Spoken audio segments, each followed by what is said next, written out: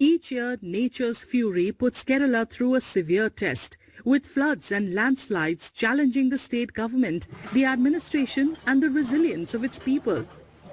As the state grapples with its latest spell of floods, that test is now unfolding for the newly formed Congress government led by V.D. Satishan.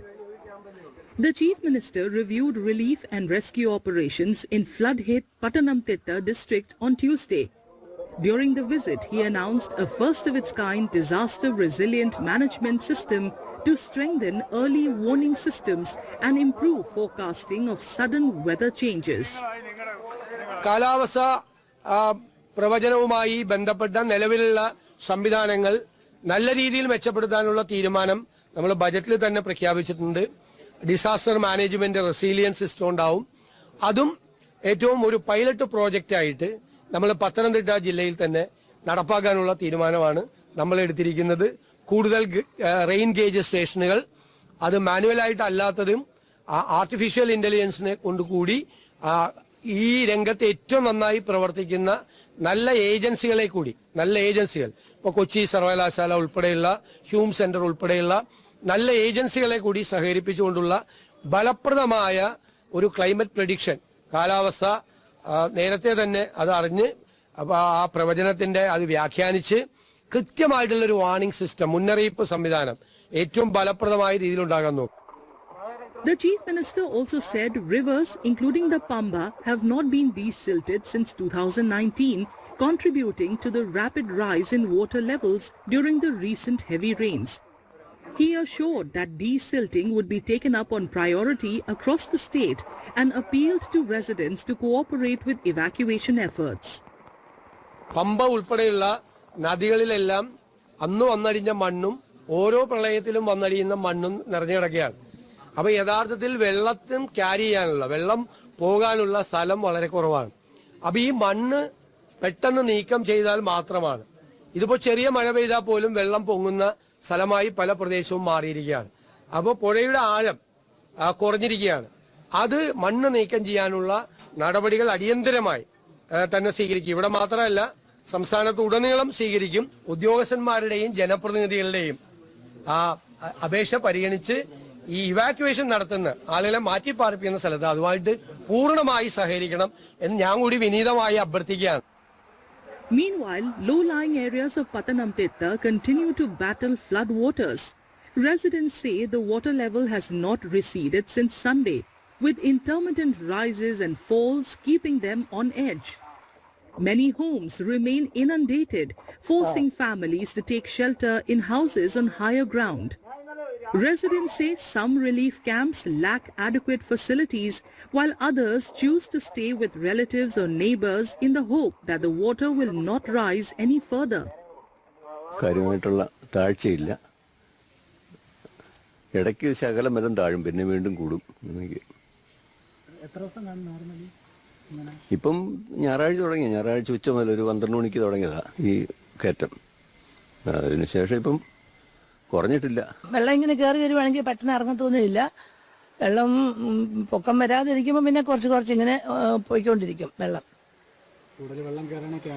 കൂടുതൽ ക്യാമ്പിലൊന്നും പോകാനുള്ളൊരു ഹോസ്പിറ്റലിനെ കൊണ്ട് പോകാനൊക്കെ ഒരു ബുദ്ധിമുട്ടാണ്. ക്യാമ്പിലൊന്നും പോകത്തില്ല. പിന്നെ ഞങ്ങൾ മേളിലെ സ്ഥലമുണ്ട്, അവിടെ അങ്ങ് താമസിക്കും. ക്യാമ്പിലൊക്കെ സൗകര്യങ്ങൾ കുറവാണ്. അത് കാരണം വീട്ടിൽ തന്നെ തങ്ങുക.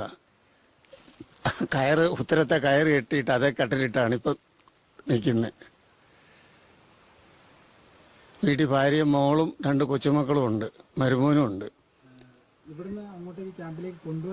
ആരും വന്നില്ല. മെമ്പർ പോലും ഒന്നും വരുവോ? മെമ്പർ വരത്തില്ല ഈ വെള്ളത്തിനകത്തൂടെ. എന്നാലും പറയാണ്, ആരും ഒന്നും വന്നിട്ടില്ല അങ്ങോട്ടൊന്നും.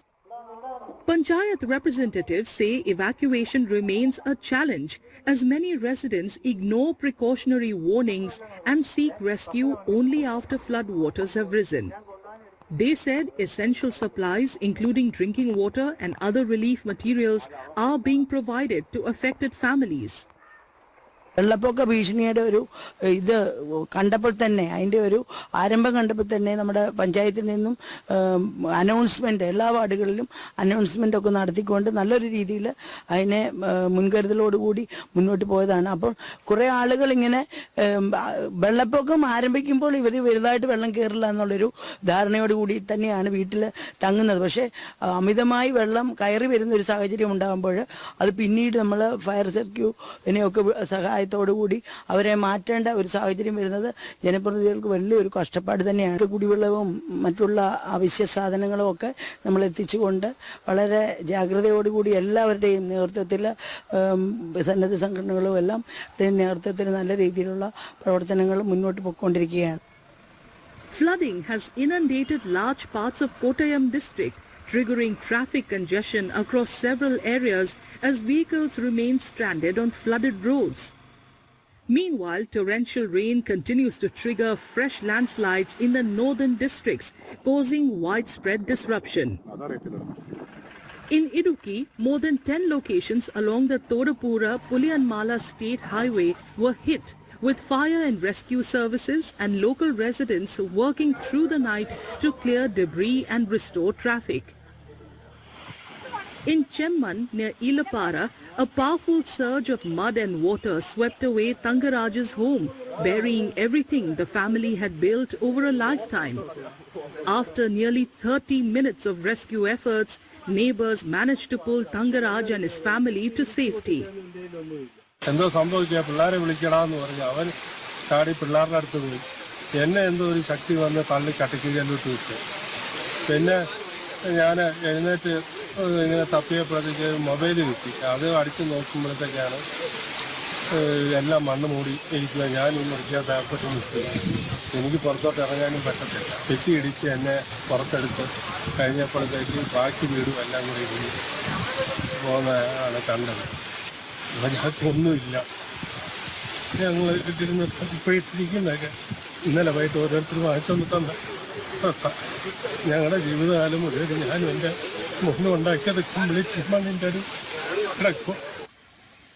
With monsoon rains continuing and rivers still running high, authorities have urged residents in vulnerable areas to remain vigilant.